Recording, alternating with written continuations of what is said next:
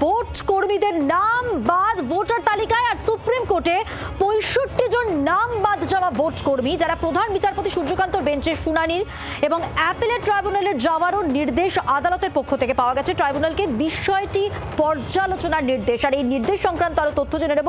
সঙ্গে রয়েছেন টেলিফোন লাইনে প্রতিনিধি রাজীব চক্রবর্তী। তাহলে কি নির্দেশ দেওয়া হলো?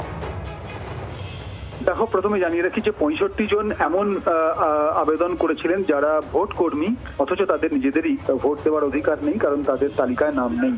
এই 65 জনের হয়ে আইনজীবী শামসাদ তিনি আজকে আদালতে সওয়াল করছিলেন প্রধান বিচারপতির বেঞ্চে। প্রধান বিচারপতি বলেন যে ট্রাইব্যুনাল, অর্থাৎ যে ট্রাইব্যুনাল কোর্ট গড়ে দিয়েছে তারাই এই বিষয়ে সিদ্ধান্ত নেবে, তাদের কাছে আবেদন করতে হবে এবং তারা দ্রুত পর্যালোচনা করবে, ট্রাইব্যুনাল বিষয়টি দেখবে। তবে এটিও জানিয়ে দেওয়া হয়েছে যে স্পষ্টভাবে যে যদি সম্ভব এবারে ভোট দিতে তারা না পারেন তাহলে আগামী নির্বাচনে তারা ভোট দেবেন। তোমাকে জানিয়ে রাখি যে প্রথম দফার নির্বাচন হয়ে গিয়েছে, দ্বিতীয় দফার নির্বাচন বাকি। তার আগে এই আবেদন অত্যন্ত গুরুত্বপূর্ণ এবং এই আবেদনের ক্ষেত্রে সুপ্রিম কোর্টের প্রধান বিচারপতি নির্দেশ দিয়েছেন আজকে যে ট্রাইব্যুনাল দ্রুত সিদ্ধান্ত নেবে এই 65 জনের বিষয়ে। ধন্যবাদ রাজীব।